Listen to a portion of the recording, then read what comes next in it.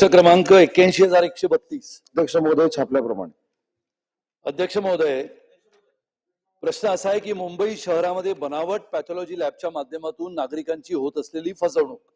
अध्यक्ष महोदय, आपल्या सगळ्यांना कल्पना आहे आता पावसाळा सुरू झालाय. पावसाळा असतो की नसतो, पण या मुंबई शहरामध्ये पॅथॉलॉजीच्या लॅबमध्ये जाण्यासाठी असंख्य नागरिक तिथे काही ना काही चाचण्या करण्यासाठी जात असतात. जर अध्यक्ष महोदय मुंबई शहरामधली परिस्थिती जर अशी असेल तर राज्याच्या कानाकोपऱ्यामध्ये गावागावामध्ये ह्या पॅथॉलॉजी लॅब उघडल्या गेल्या आहेत. आणि अध्यक्ष महोदय, मुंबईत तर पॅथॉलॉजी लॅब ह्या गल्ली बोळांमध्ये सर्रास बनावट उघडल्या गेल्या आहेत. आणि मग त्याच्यामध्ये प्रश्न असा आहे की मुंबई महानगरपालिकेकडे सन 2019 पासून आजपर्यंत अधिकृत लॅबची संख्याच नाहीये. आणि मग उत्तरामध्ये काय म्हटलंय अध्यक्ष महोदय की उत्तरामध्ये असं म्हटलंय की बृहन्मुंबई महानगरपालिकेअंतर्गत महानगरपालिका अधिनियम 1888च्या तरतुदीनुसार पॅथॉलॉजी लॅब नोंदणीकृत करण्याची तरतूदच नसल्याने लॅब नोंदणी करण्यात येत नाही. अध्यक्ष महोदय, हा तर सर्वसामान्य नागरिकांच्या जीवाशी खेळण्याचा प्रकार आहे. एका बाजूला आपण विचार करतो की ज्या पॅथॉलॉजी लॅबमध्ये सर्वसामान्य असेल, गरीब असेल, श्रीमंत असेल, उच्च श्रीमंत असेल, त्या लॅबकडे गेल्यानंतर त्याच्यामध्ये असलेल्या रक्ताच्या चाचणीचे नमुने त्या लॅबमध्ये ठेवले जातात. अध्यक्ष महोदय, त्या लॅबसाठी काय काय परवानग्या लागतात जर आपण बघितलं तर एक सर्वसाधारणपणाने फायरची एनओसी, मुंबई शहरामध्ये फायर ब्रिगेडची एनओसी घ्यायचं म्हणजे किती मोठं काम आहे हे आपण सुद्धा जाणता. Certification from national accreditation board for testing and calibration laboratories. म्हणजे मी तुम्हाला अध्यक्ष महोदय प्रश्न आपल्या मार्फत मंत्री महोदयांना आहे की national accreditation board for testing and कॅलिब्रेशनचं सर्टिफिकेशन मिळालेल्या पॅथॉलॉजी लॅब या मुंबई शहरामध्ये जर असतील तर त्याची संख्या, त्याची नावं या सभागृहाच्या माध्यमातून जाहीर करावीत. Certification from good clinical practices, GD म्हणजे ज्याला आपण म्हणतो की GCP चं सर्टिफिकेट असलेली पॅथॉलॉजी लॅब. मग अनेक पॅथॉलॉजी लॅब आहेत मोठमोठ्या नामांकित संस्थांच्या, त्यांच्याकडे तरी आहे का? त्याच्यानंतर आहे registration for biomedical waste disposal body.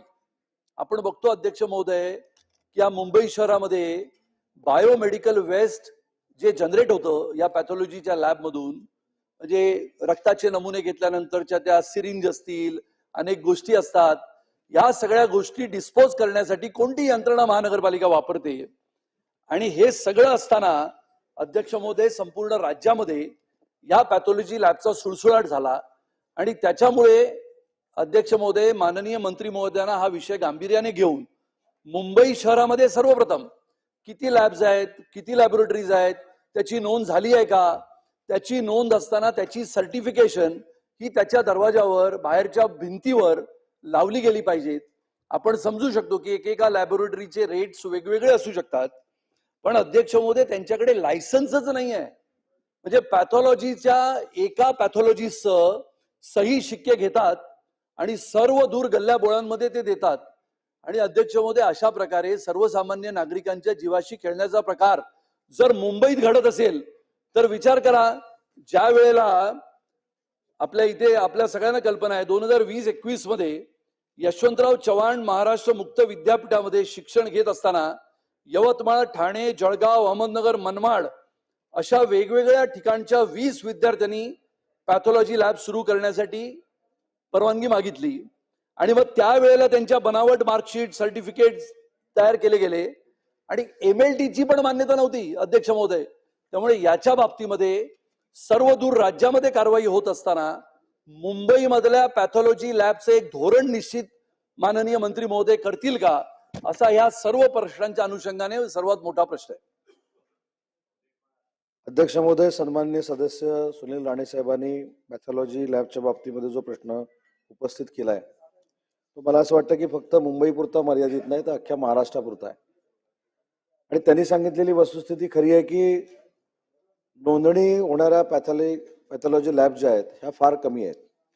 माझ्याकडे जो आकडा आहे तो 2019 पासून आतापर्यंत फक्त महाराष्ट्रातल्या 7,085 उमेदवारांना महाराष्ट्र परावैद्यक परिषदेकडनं नोंदणीकृत म्हणून सर्टिफिकेट देण्यात आलेलं आहे. आणि त्याच्यातले 182 जे आहेत त्या मुंबईमधल्या आहेत. आणि मुंबईमध्ये देखील आपण या ठिकाणी मुद्दा मांडलात की मुंबईमध्ये देखील ज्या पॅथॉलॉजी लॅब आहेत त्यांची संख्या किती आहे. एक महत्वाची गोष्ट आहे की अध्यक्ष महोदय, मुंबई महानगरपालिकेची जी हॉस्पिटल्स आहेत त्याच्यामध्ये 197 या लॅब आहेत आणि त्याच्यामधनं जी काही रिपोर्ट्स दिले जातात त्याच्यामध्ये महानगरपालिका बंधनकारक आहे, पण बाकीच्या ठिकाणी नक्की कुठे रिपोर्ट दिले जातात, काय रिपोर्ट दिले जातात याची देखील नोंदणी असणं ही अत्यावश्यक आहे. आणि म्हणून महाराष्ट्र शासनानं पुढाकार घेऊन या संदर्भामध्ये एक कायदा बनवण्याचं निश्चित करण्यात आलेलं आहे. या कायद्यामध्ये शिक्षेची देखील तरतूद आहे आणि शिक्षेची तरतूद आहे. कशा पद्धतीनं रूल्स अँड रेग्युलेशन्स असले पाहिजेत, कशा पद्धतीनं सर्टिफिकेट असले पाहिजेत, असे सगळं कायद्यामध्ये नमूद केलेलं आहे. तो कायदा शासनाच्या मंजुरीसाठी आलेला आहे. मी आपल्याला आश्वस्त करू इच्छितो की पॅथॉलॉजी लॅबच्या संदर्भामध्ये कुठेही जर सर्टिफिकेट न घेता या लॅब जर चालू असतील तर त्याच्यासाठी फ्लाइंग स्क्वॉड निर्माण करून महाराष्ट्रातल्या या लॅब तपासल्या जातील, नोंदणी केल्या गेल्या पाहिजेत, ही देखील सक्ती ह्या लॅबवर केली जाईल. आणि नोंदणी करत असताना त्यांच्याकडे जर सर्टिफिकेट नसतील तर त्यांची रजिस्ट्रेशन रद्द करण्यात येईल, हे आश्वासन या सभागृहाच्या माध्यमातून मी देतो. अध्यक्ष महोदय, मुंबई महानगरपालिकेची जी विविध रुग्णालय आहेत किंवा मुंबईतले जे सरकारी रुग्णालय आहेत, या रुग्णालयाच्या अवतीभोवती चणे कुरमुरे जशी दुकानं उघडतात अशा प्रकारच्या पॅथॉलॉजी लॅबचं जाळे विणण्यात आलेले आहे. अध्यक्ष महोदय, या रुग्णालयातील स्टाफ मग पॅथॉलॉजीचा असणारे जे कर्मचारी आहेत हे देखील यांना सामील झालेले आहेत.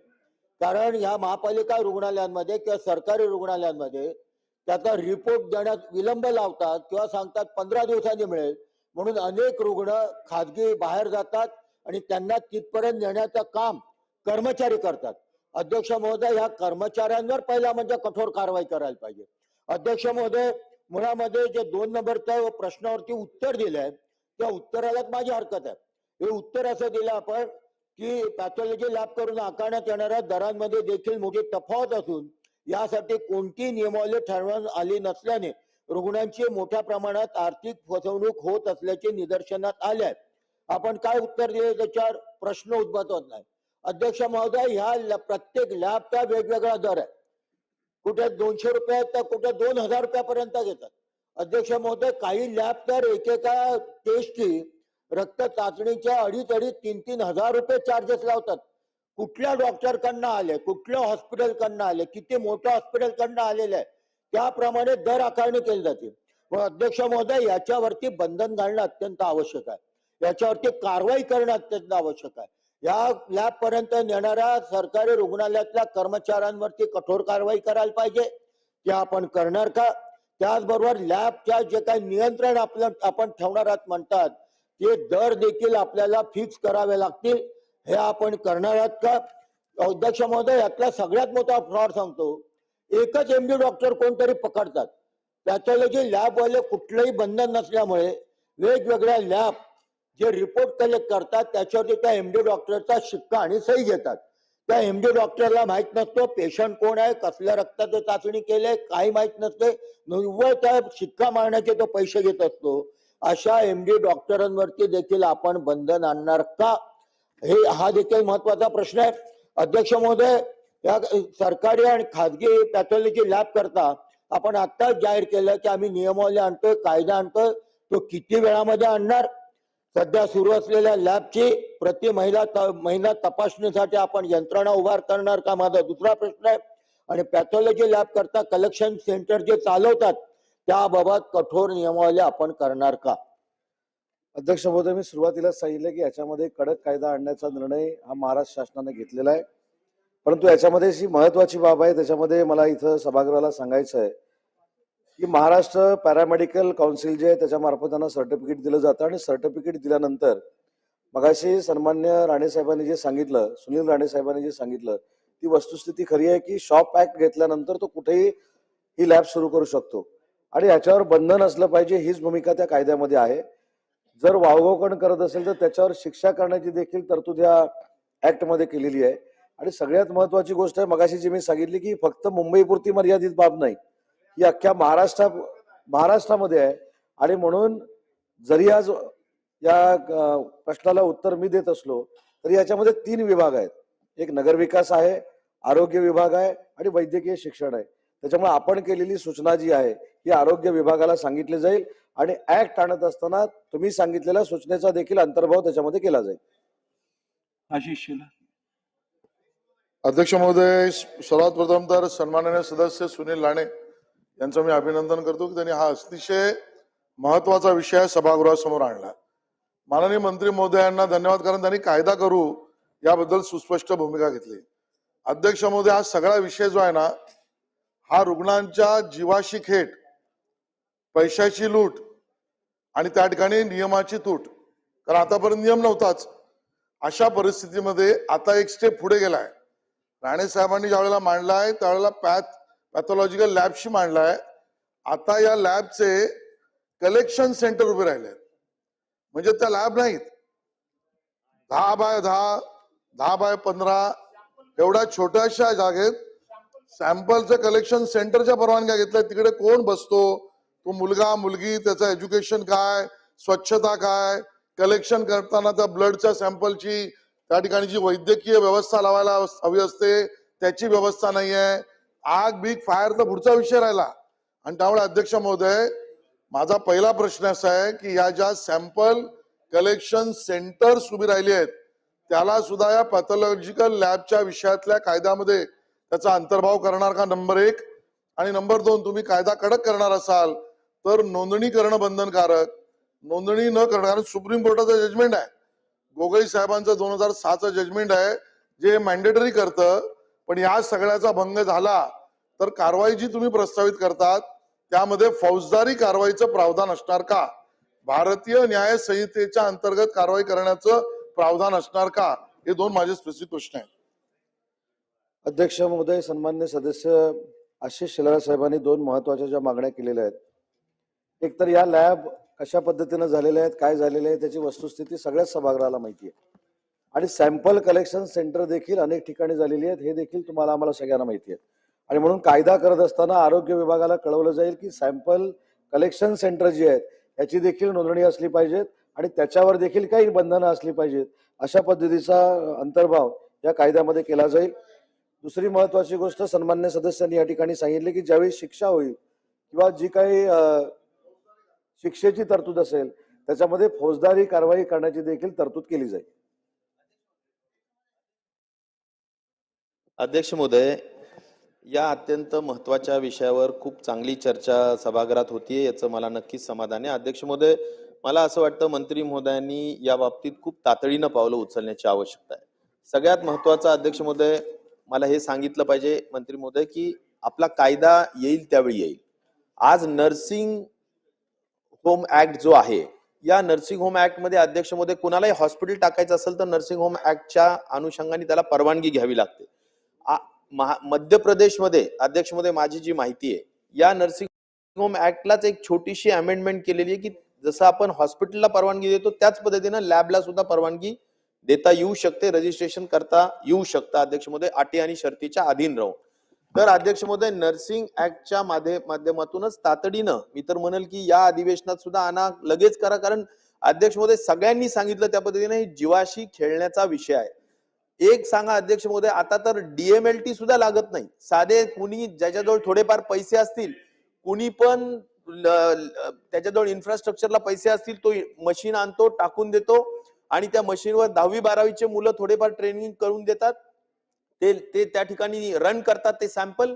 आणि अध्यक्ष महोदय कुठेतरी एक स्टॅम्प असतो, स्टॅम्प किंवा डिजिटल सिग्नेचर असते अध्यक्ष महोदय MD पॅथॉलॉजीची, त्या MD पॅथॉलॉजीच्या डिजिटल सिग्नेचर मारून अध्यक्ष महोदय धडाधड रिपोर्ट दिले जातात. अध्यक्ष महोदय त्या अनुषंगाने अध्यक्ष महोदय लक्षात घ्या की त्या अनुषंगाने डॉक्टर्स मेडिकल प्रिस्क्राईब करतात, वेगवेगळ्या टेस्ट प्रिस्क्राईब करतात. त्यामुळे डायरेक्ट जीवाशी खेळणं आहे अध्यक्ष महोदय हे.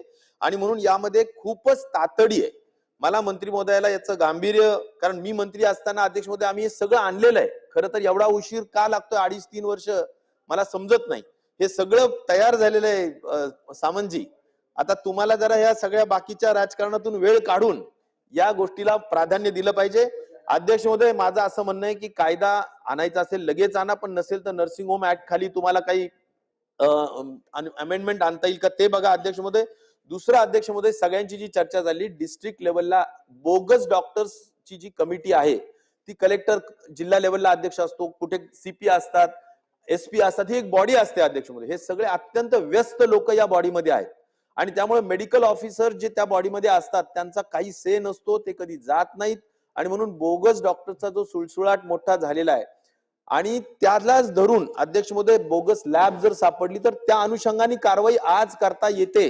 जे सांगितलं आता जसं सांगितलं त्या पद्धतीनं अध्यक्ष महोदय यावर कारवाई करता येते. तर मंत्री महोदय या बोगस डॉक्टर्सच्या ज्या तरतुदी आहेत कारवाई करण्याच्या, त्या कारवाई करण्याच्या तरतुदीच्या अनुषंगाने अधिक गतिमान पद्धतीनं प्रत्येक जिल्ह्यामध्ये शहरामध्ये धाडी टाकून चौकशी करून, कारण चौकशी होतच नाही मंत्री महोदय आणि त्यामुळे चौकशी पण व्हायला पाहिजे, त्यालाही गती दिली पाहिजे आणि जे पकडले जातील त्यांच्यावर खूप कठोर कारवाई या ठिकाणी केली पाहिजे असं अध्यक्ष महोदय माझं म्हणणं आहे.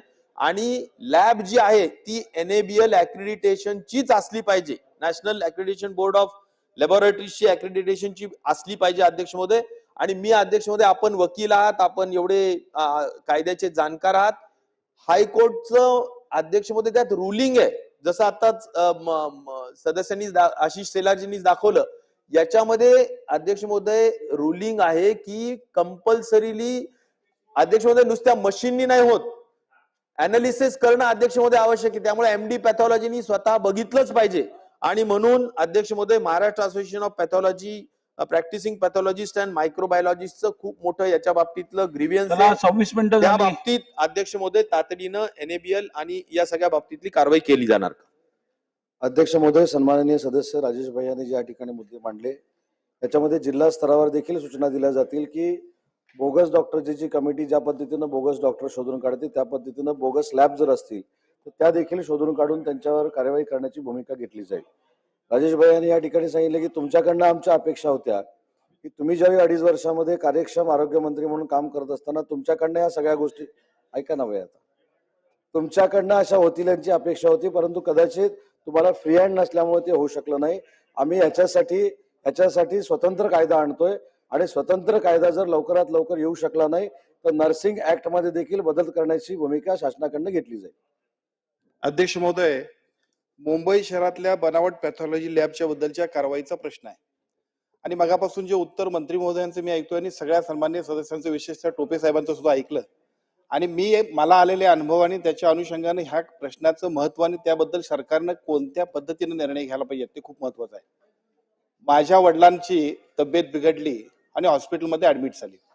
हॉस्पिटलमध्ये ऍडमिट झाल्यानंतर 2 दिवसानंतर प्रत्यक्षामध्ये त्यांना हार्टचा प्रॉब्लेम आहे की काय कळालं नाही. रिपोर्ट्स आले, त्या रिपोर्ट्स प्रमाणे दुरुस्ती डॉक्टरनी काही केली नाही आणि प्रचंड त्रास होतोय म्हटल्यानंतर परत आम्ही कोल्हापुरात गेलो आणि कोल्हापुरात गेल्यानंतर असं लक्षात आलं की ऍक्च्युली म्हणजे पित्ताशय फुटले. दुसऱ्या दिवशी पित्ताशय फुटले हे समजल्यानंतर मग प्रत्यक्ष कारवाई सुरू झाली आणि पेशंट वाचला.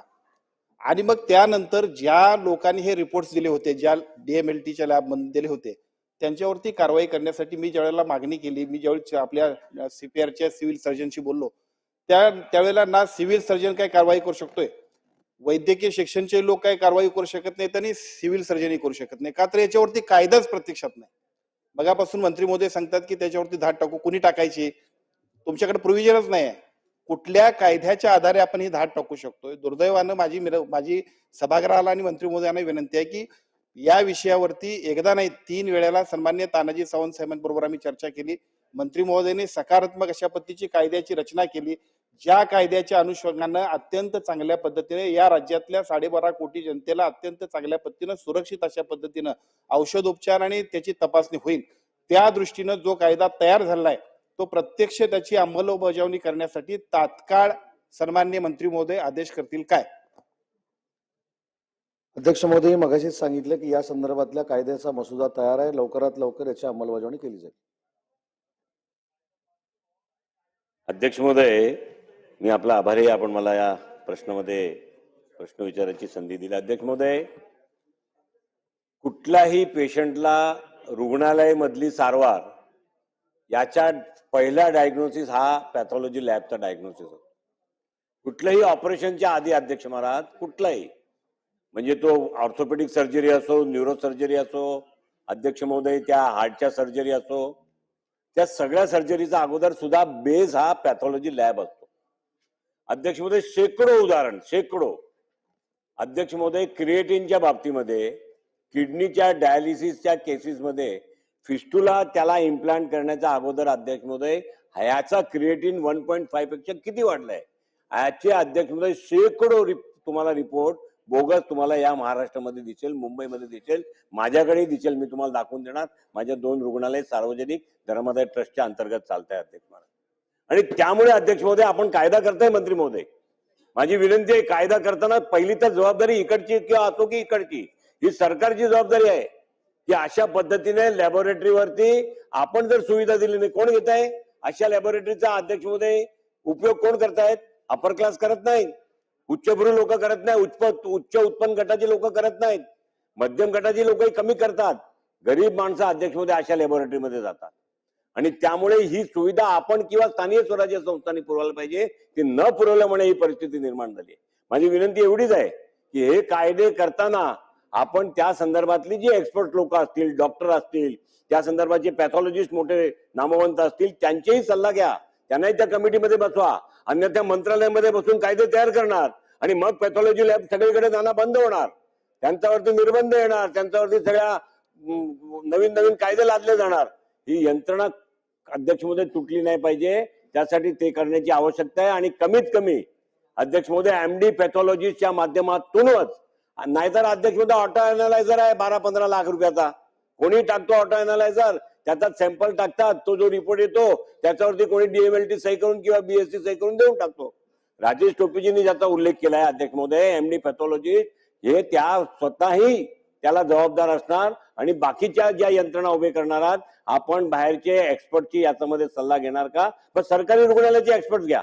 मी काय म्हणत नाही प्रायव्हेट रुग्णालयाचे घ्या. आपले सिव्हिल हॉस्पिटलचे रुग्णालय आहेत, जे आहेत, नायर आहेत, आपल्या ज्या सरकारी रुग्णालय आहेत, महापालिकेच्या रुग्णालय आहेत, इतरही संस्थांच्या ज्या रुग्णालय आहेत त्यांची आपण सेवा घेऊन त्यांच्या सल्ल्याप्रमाणे हा कायदा करणार का, अशी अध्यक्ष महोदय माझी विचार नाही. अध्यक्ष महोदय, नक्की एक्सपर्टचा सल्ला घेऊन कार्यवाही केली जाईल. चला प्रश्न विचारायचं. अध्यक्ष महाराज, सन्मान्य सगळ्या सदस्यांच्या भावना आणि आपल्या पण भावना त्याच असतील की महाराष्ट्रासारख्या प्रगत राज्यामध्ये या लॅबच्या माध्यमातून निरपराध लोकांचा एक प्रकारचा ज्यूस घेतला जातो असं हे आपल्याला या ठिकाणी वातावरण दिसतं. अध्यक्ष महाराज, आपण सगळ्या सॅम्पल्स ज्या असतात त्याच्या आधारेच डॉक्टर आपल्याला औषध देतात. मगाशी सन्मान्य सदस्यांनी सुद्धा तीच आपल्या वडिलांची भूमिका या ठिकाणी मांडली. अध्यक्ष महाराज, मला असं वाटतं की आम्ही आणू कायदा वगैरे, एक या अशा बोगस व्यवस्थेला आळा टाकण्यासाठी या सदनातून तुम्हाला काय भूमिका मांडता येईल ते द्या. 3 विभाग वेगळे वेगळे आहेत असं तुम्ही सांगितलं, नगर विकास आहे, आरोग्य आहे, असे वेगळे वेगळे विभाग आपण सांगता. सरकार म्हणून आपण उत्तर देतात. आमची आणि राज्याच्या जनतेची भावना आपल्याकडून त्याच आहे की या अशा बोगस व्यवस्थेमध्ये जे लोकांचे जीव चालली, पैसे खर्च होत आहे, त्याला वाचवण्याचा संदेश आम्ही कसा देऊ शकतो, असा एक संदेश आपल्या इथून जाऊ द्या ना. खरं तर मुख्यमंत्र्यांनी उत्तर द्यायला पाहिजे. काही छोटा प्रश्न नाही हा. मुख्य राज्याच्या प्रमुखांनी याचं उत्तर द्यायला पाहिजे होतं. ठीक आहे, ते वार रूम मध्ये असतील कुठं, त्याच्यामुळे मी त्यांच्याबद्दल आता जाणार नाही. पण मला एक सांगतो की हा प्रश्न अध्यक्ष महाराज राखून ठेवा, मुख्यमंत्र्यांकडून याचं उत्तर घ्या. अध्यक्ष महाराज, छोटा प्रश्न नाहीये, मला कोणाला टीका करायची नाही अध्यक्ष महाराज, याला राजकारण करायचा हा विषय नाही अध्यक्ष महाराज. जनतेच्या जीवाचा प्रश्न अध्यक्ष महाराज, आणि या प्रश्नावर सरकारने ज्या पद्धतीने उत्तर द्यायला पाहिजे ते अध्यक्ष, आम्ही कायदा आणू, आम्ही पाहू, काय द्यायचा संदेश आता द्या. तर राज्यामधल्या या बोगस लॅबवर आपल्याला आजच आळा टाकता येतो अध्यक्ष महाराज. कायदा तुमचा काय येणार तो नंतर येईल, पण आज याला अध्यक्ष महाराज तुम्ही न्याय दिला पाहिजे. मला याच्यात अजिबात राजकारण करायचं ना अध्यक्ष महाराज. हे गंभीर बाब आहे अध्यक्ष महाराज. माननीय सुनील राणेंनी आणलेला प्रश्न हा पूर्ण राज्याच्या जनतेच्या सुरक्षेचा प्रश्न अध्यक्ष महाराज, आणि म्हणून या प्रश्नाला त्याच गांभीर्याने आपण घ्यावं असं आमची विनंती आहे अध्यक्ष महाराज आपल्याला. ठीक आहे. अध्यक्ष महोदय, सन्मान्य सदस्य पाटोळे साहेबांनी सांगितलं की राखून ठेवायची काहीच आवश्यकता नाही. मी हे देखील सांगितलं की जिल्हा स्तरावर देखील अशा लॅब असतील त्या तपासण्याच्या सूचना दिल्या जातील, आजच तातडीनं दिल्या जातील. मुंबई महानगरपालिकेच्या देखील तपासण्याच्या सूचना दिल्या जातील. परंतु याच्यामध्ये जो कायदा नव्हता तो कायदा आणण्याची भूमिका सरकारनं घेतलेली आहे. त्याच्यामध्ये शिक्षेची देखील तरतूद केलेली आहे. मगाशी राजेश टोपे साहेबांनी जो प्रश्न विचारला त्या प्रश्नाचं उत्तर देताना मी हेच सांगितलं की जिल्हा स्तरावर जसं बोगस डॉक्टरची तपासणी केली जाते त्याच पद्धतीनं या देखील लॅबची तपासणी करण्याचे तातडीनं आदेश आजच दिले जातील. प्रश्न क्रमांक 2